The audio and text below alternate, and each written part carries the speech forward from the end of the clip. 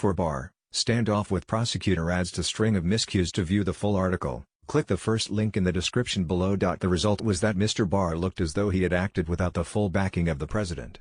He also ended up agreeing to install Mr. Berman's deputy, Audrey Strauss, as the acting U.S. attorney instead of his preferred pick, Craig Carpenito, now the top federal prosecutor for New Jersey.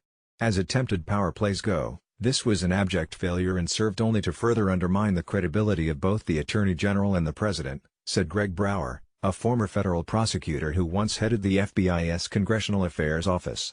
A Justice Department spokeswoman declined to comment for this article. Even when a judge made favorable statements about the possibility of a legal victory for Mr. Trump this month, it was eclipsed by the Berman debacle. A federal judge ruled that the former National Security Advisor John R.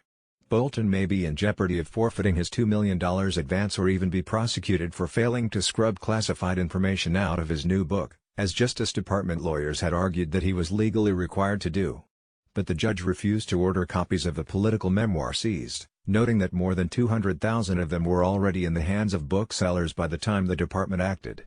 The reasons the department filed so long after the books had been distributed to booksellers are not clear, but days before the judge ruled, the department's division that was handling the case suddenly found itself rudderless. Joseph H. Hunt, the chief of the Civil Division, suddenly resigned without even informing Mr. Barr, who had sometimes bypassed him to deal directly with his deputies.